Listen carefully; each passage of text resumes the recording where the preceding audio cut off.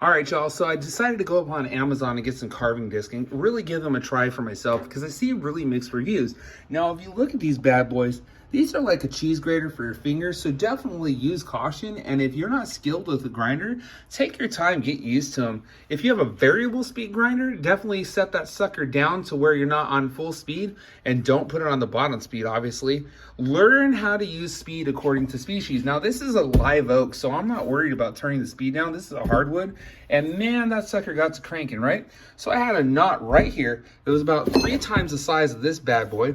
Took it down as a test, and then I carved something else out, and I said, you know, what am I doing? I'm never going to finish this project, really, because it's just not going to turn out how I want.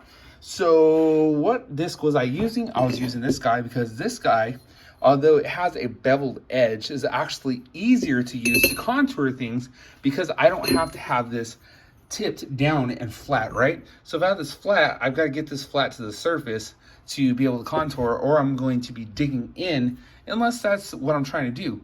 But here's the thing. Let me spin these bad boys around. Do you see how these bad boys are shaped? I don't think you want to be digging in too far with these guys, or else you're going to be launching your part. So that brings me to the next thing. This is my tiny little workbench vise, right?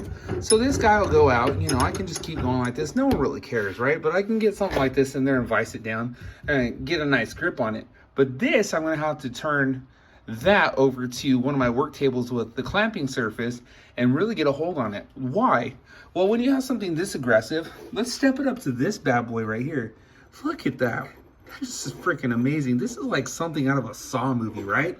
Well, when you dig into something like this, and if you're just not paying attention, you could end up launching this piece, and God forbid, the worst thing is you kick off your workpiece and nail yourself in the hand.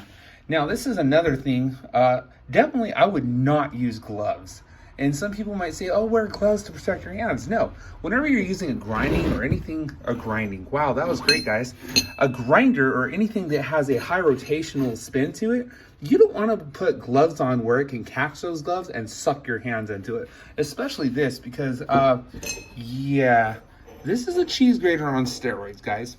Now, here is the brand that I got. And that way you can go up on Amazon and buy it for yourself.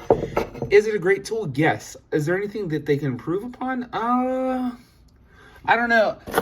For me, it might be a petty thing, but this is not what I got. So yeah, that's a little strange. But it goes to be without saying, you know, it's an off-brand part, and they come with the little washers to, you know, back your disc and whatnot. I didn't really need that because I have a decent grinder that really fits these well.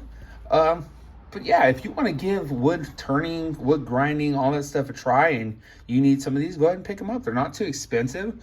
But again, use your noggin, take your time, and use safety precautions because they will turn things into nothing. This got knocked down within like 2 minutes. And we're talking about knotwood, which is notoriously bad for splitting, exploding, and grabbing into stuff that's sharp like this.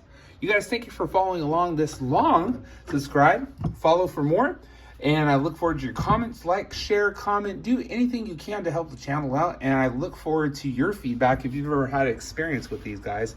Be blessed and make the trades better.